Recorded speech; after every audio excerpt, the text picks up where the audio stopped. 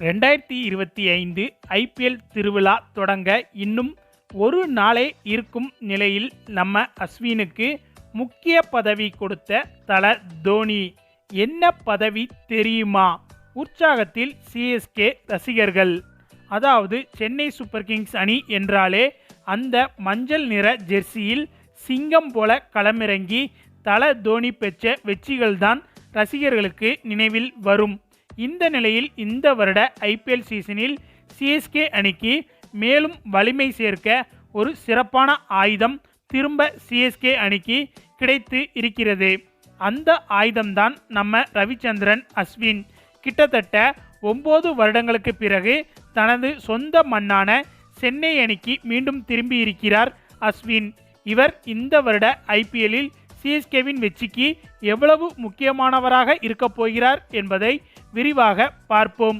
அதாவது கடந்த 2009ஆம் ஆண்டு சிஎஸ்கே அணியில் அறிமுகமான அஸ்வின் இதுவரை ஐபிஎல்லில் 212 போட்டிகளில் விளையாடி 180 விக்கெட்டுகளை கைப்பற்றி இருக்கிறார்.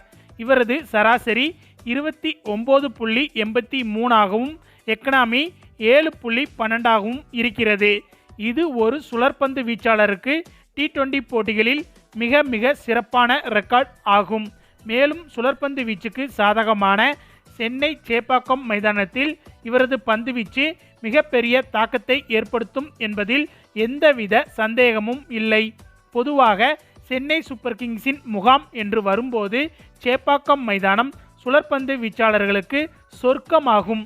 அந்த வகையில் அஸ்வின் இதுவரை சேப்பாக்கம் மைதானத்தில் 42 ஐபிஎல் போட்டிகளில் விளையாடி 50 விக்கெட்டுகளை வீழ்த்தி இருக்கிறார். அதனால் இந்த ஐபிஎல் சீசனில் ரவீந்திர ஜடேஜா மற்றும் நூர் முகமது ஆகியோருடன் இணைந்து அஸ்வின் எதிரணியை கலங்க செய்வார் என்பது மட்டும் உறுதி. மேலும் பவர் பிளே ஓவர்களில் பந்து வீசி ரன்களை கட்டுப்படுத்துவதிலும் மிடில் ஓவர்களில் விக்கெட்டுகளை வீழ்த்துவதிலும் தேவைப்பட்டால் டெத் ஓவர்களில் புத்திசாலித்தனமாக பந்து வீசுவதிலும் அஸ்வின் மிகவும் திறமையானவர்.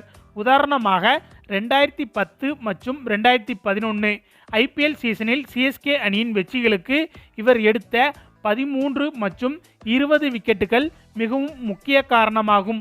மேலும் இந்த வருட ஐபிஎல் சீசனில் மதிஷா பத்ரினாவுடன் இணைந்து இவர் டெத் ஓவர்களில் சிறப்பாக பந்து வீசுவார். அது மட்டுமில்லாமல் அஸ்வின் ஒரு சுழற்பந்து வீச்சாளராக மட்டும் இல்லாமல் பின் வரிசையில் பேட்டிங்கில் அதிரடியாக விளையாடக்கூடியவர்.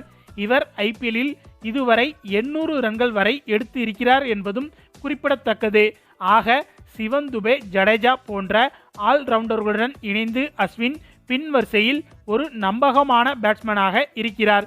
இவரது வருகை சிஎஸ்கே அணியின் பேட்டிங்கை மேலும் வலுப்படுத்தி இருக்கிறது. அது மட்டுமில்லாமல் அஸ்வின் சிறந்த தலைமை பண்பு உடையவர். கடந்த 2024 TNPL தொடரில் அஸ்வின் தலைமையிலான திண்டுக்கல் டிராகன்ஸ் அணிதான் சாம்பியன் பட்டத்தை கைப்பற்றி இருந்தது. அதோடு ஃபைனலில் அஸ்வின் 52 ரன்கள் எடுத்து திண்டுக்கல் அணி கோப்பையை கைப்பற்ற மிக முக்கிய காரணமாக இருந்தார் என்பது குறிப்பிடத்தக்கது. இந்த நிலையில்தான் வருகின்ற ஐபிஎல்லில் சிஎஸ்கே அணிக்கு நம்ம அஸ்வினை துணை கேப்டனாக நியமிக்க தற்போது சிஎஸ்கே அணி நிர்வாகம் முடிவு எடுத்திருப்பதாக தகவல் வெளிவந்துள்ளது. அதாவது நம்ம தல தோனி தான் சிஎஸ்கே அணி நிர்வாகத்திடம் அஸ்வினுக்கு துணை கேப்டன் பதவி கொடுத்தால் அது அணியின் நீண்ட கால திட்டத்திற்கு பெரிதும் உதவும் என்றும் அவரிடம் சிறந்த கேப்டன்சி பண்பு இருக்கிறது என்றும் தோனி தான் சிஎஸ்கே அணி நிர்வாகத்திடம் சிபாரிசு செய்ததாகவும் அதற்கு சிஎஸ்கே அணி நிர்வாகமும் உடனடியாக ஓகே சொல்லிவிட்டதாக தகவல் வெளிவந்துள்ளது. ஓகே ஃப்ரெண்ட்ஸ், நம்ம அஸ்வினுக்கு இப்படி ஒரு சர்ப்ரைஸ் கொடுத்த தல தோனி பற்றி உங்களுடைய கருத்துக்களையும் மறக்காமல் கமெண்ட்ல சொல்லுங்க. மேலும் இந்த வீடியோ பிடிச்சிருந்தா லைக் அண்ட் ஷேர் பண்ணுங்க, நம்ம சேனல் சப்ஸ்கிரைப் பண்ணுங்க, கூடவே பெல் பட்டனையும் கிளிக் பண்ணுங்க. தேங்க்ஸ் ஃபார் வாட்சிங்.